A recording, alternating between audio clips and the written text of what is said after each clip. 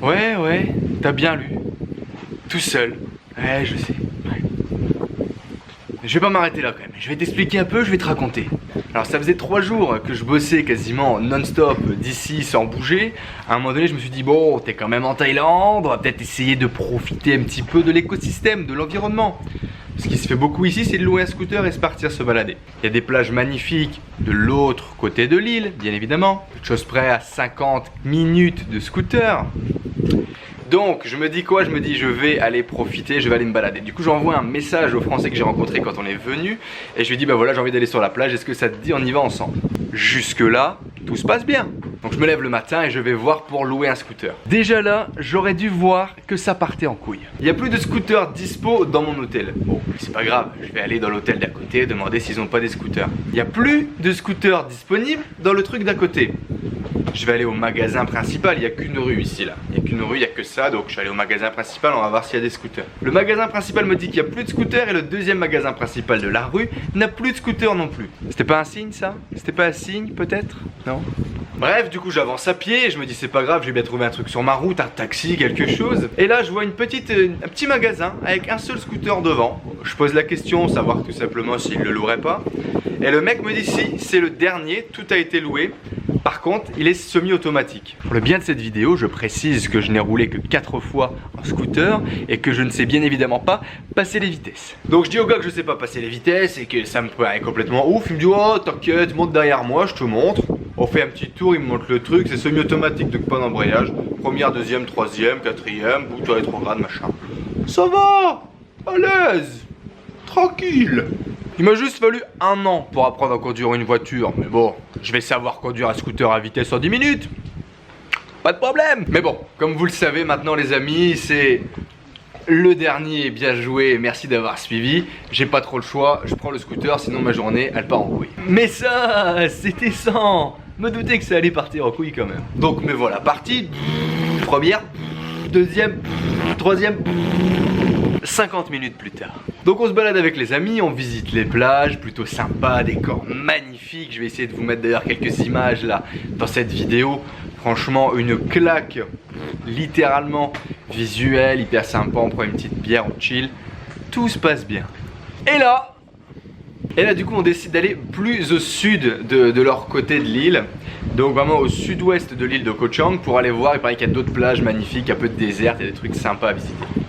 Pas de problème, on reprend les scooters et on continue. Et c'est à ce moment-là que...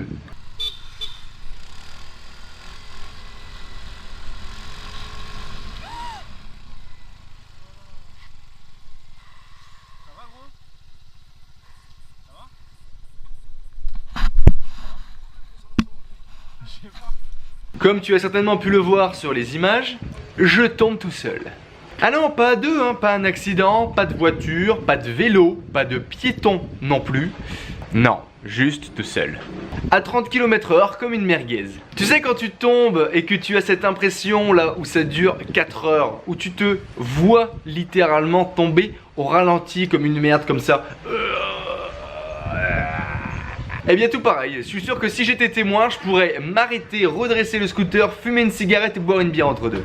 Mais bon, plus sérieusement, je vais vous expliquer ce qui s'est passé. Alors sur le bout de vidéo, vous avez peut-être entendu ce petit klaxon.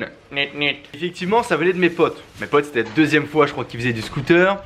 Moi, je suis devant, lui est derrière, et il se met à klaxonner comme ça. Pourquoi tu klaxonnes hein? Pourquoi? Du coup, moi, je me dis qu'il s'est passé quelque chose, qu'il lui est arrivé un truc. Qu'est-ce que je fais? Ah, c'est naturel.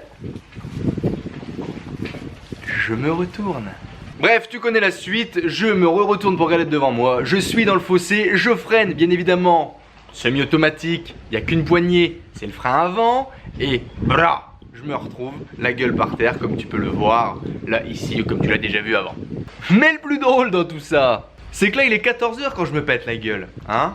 Bon, j'ai plus d'épaule, j'ai mal partout. Au calme, je suis tombé littéralement, boum, sur mon épaule, c'est l'épaule qui a tout pris. Visiblement pas cassé, ouais, je peux bouger, ah, ça va. C'est juste hyper douloureux, tu sais pas dormir et tu peux pas te mettre droit. Mais bon, mis à part ça, c'est ok. Sauf qu'il me reste 55 minutes, non, pardon. Il me reste 1h11. On est à 55 km de scooter. Je vous affiche là le plan à peu près du truc. On est à 7 km, mais ils n'ont pas fini la route. La route dans le sud, elle n'existe pas. Elle est pas là. Là, je me dis, faudrait peut-être que je trouve une solution. Parce qu'il faut quand même savoir qu'aujourd'hui, je peux pas boire ma bière tranquille ou me caresser les cheveux. Hein. C'est pas possible. Ah, c'est pas possible. Mais il fallait impérativement que je rentre et donc du coup me voilà parti pour les 1h15 de scooter. Bien évidemment, je hurlais à chaque boss. Hein. Puis on est en Thaïlande, sur une île. Je vous garantis que le bitume, c'est pas trop ça. Mais bon, je tiens à rassurer tout le monde, je ne suis pas allé chez le médecin. Mais visiblement ça va, j'ai pas le bras cassé, je gère. Ça va le faire.